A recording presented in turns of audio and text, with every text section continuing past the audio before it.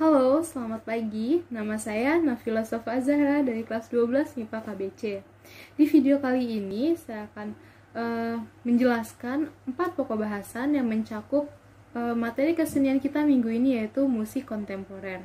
Langsung saja kita masuk ke pembahasannya ya. Jadi yang pertama itu pengertian dari musik kontemporer. Kontemporer itu artinya apa sih?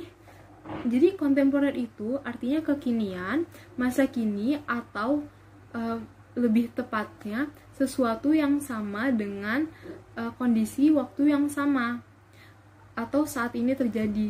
Jadi seni musik kontemporer itu tidak terikat oleh aturan-aturan di masa lampau atau zaman dulu, dan selalu berkembang sesuai penjelasan seni kontemporer tadi. Itu sebenarnya kita udah tahu dong ya, tanpa dijelasin lagi musik kontemporer itu apa sih, karena kan dari pengertian seni kontemporer sendiri itu udah jelas banget, itu selalu berkaitan dengan waktu. Nah, jadi musik kontemporer ini itu musik yang keberadaannya berkaitan erat dengan mengalirnya waktu. Nah, itulah mengapa musik ini juga banyak yang menyebutkan sebagai musik garda depan atau avant-garde, karena musik ini selalu mengedepankan sebuah era. Yuk kita simak penjelasan singkat dari musik kontemporer supaya bisa lebih paham lagi ya. Ini dia.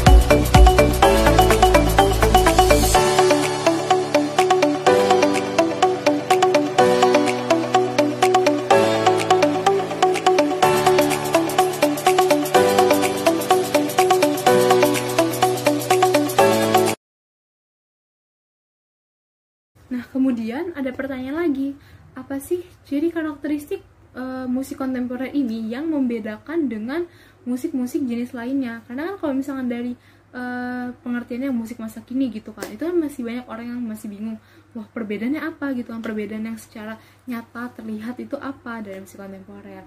Kalau gitu, kita lihat lagi penjelasannya. Hai, di sini saya berperan sebagai the second Nafila. Jadi di sini saya akan melanjutkan pembahasan yang kedua, yaitu ciri karakteristik musik kontemporer. Nah, sebenarnya cirinya itu nggak terlalu banyak, ciri karakteristik itu nggak terlalu banyak. Yang pertama itu ada judul. Nah, dari judul ini, musik kontemporer itu judulnya itu suka yang aneh-aneh gitu loh, jadi yang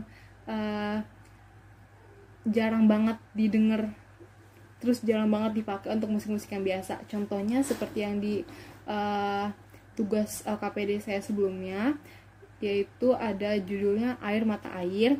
Kemudian dari yang contoh yang Ibu berikan juga itu ada gelandangan, kemudian ada gimnopedi, kemudian ada lagi tehilin, terus telemusik. Nah, itu semua dari tokoh-tokoh yang ternama juga, jadi judulnya tuh agak aneh gitu. Nah, kemudian temanya, yang kedua ini tema ini juga nggak biasa. Misalnya dalam karya Selamat Abdul Syukur itu dengan judul Tetabuhan Sungut, yang mengusung tema eksplorasi kemampuan bunyi mulut manusia. Nah, kalau misalkan masih bingung, nanti saya akan berikan contoh dari videonya, mungkin dari Tetabuhan Sungut atau dari video musik kontemporer lain yang akan yang bisa kalian analisis perbedaannya itu seperti apa sih dari segi suaranya, terus dari segi penampilan juga saya akan tampilkan.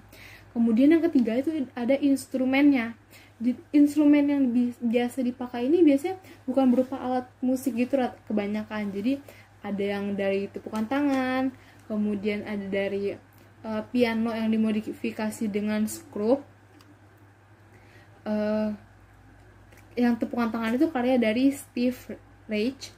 Kemudian ada juga suara dari di tugas LKPD yang pertama, yaitu dari orang yang balik-balikan koran gitu. Kemudian ada dari pengucapan dia kalimat terus bersaut-sautan, itu jadi musik, itu jadi bagus juga loh. Jadi musik kontemporer itu walaupun dia nggak pakai jenis alat musik yang semestinya, alat musik yang asli gitu, misalkan seperti gitar atau drum atau yang lainnya, tapi memakai alat musik yang cukup aneh seperti yang tadi disebutkan itu suaranya juga tetap bagus loh. Jadi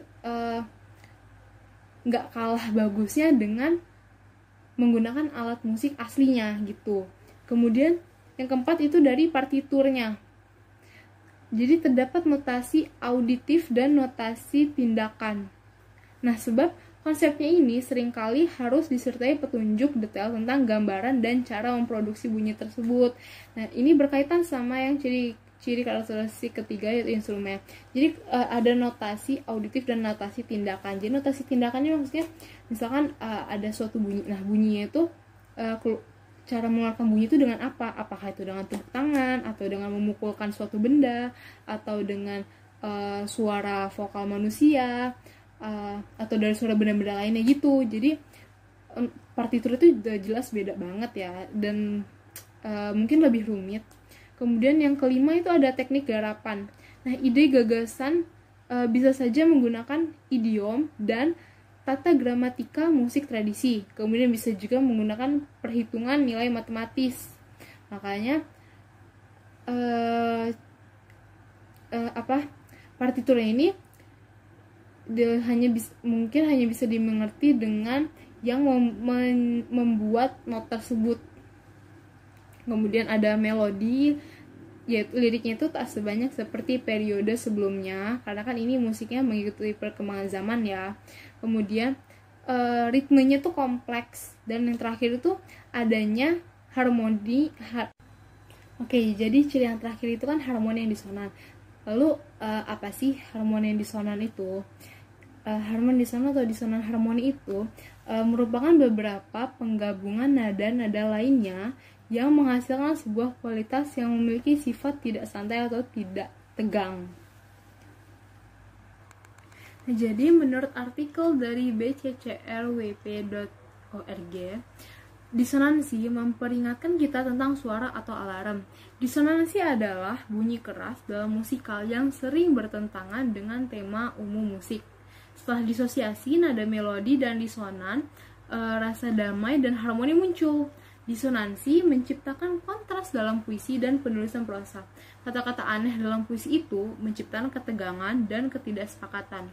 Nah, penyair dengan kecemasan dapat menggunakan disonansi dalam pekerjaan mereka. Nah, ada alasan fisiologis untuk tidak menyukai suara yang disonan ini, karena suara berisik dua nada atau kekasaran yang berdekatan satu sama lain.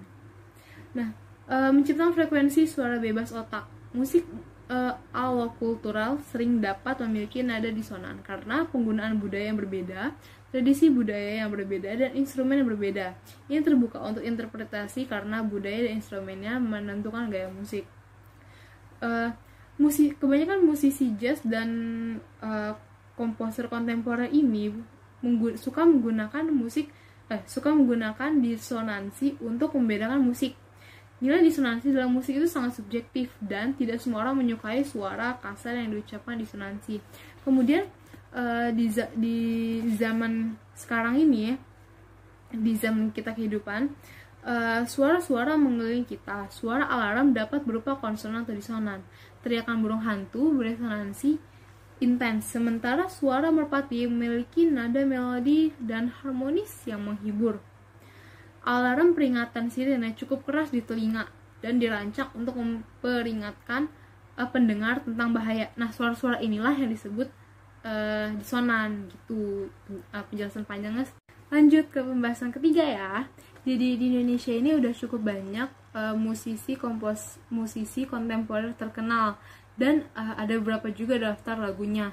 Jadi yang pertama itu ada Iwayan Dibia dan Katy Perry dengan judul lagunya itu Body Chuck. Kemudian ada lagi, lagunya itu udah terkenal ke mancanegara. Kemudian ada lagi yang kedua itu Selamat Abdul Syukur, itu dengan lagu-lagunya Jakarta 450 tahun, Daun Pulus, Silence, Ketut Candu, dan lain-lain. Itu bisa dicari nanti di YouTube, itu banyak banget pertunjukan dari dia.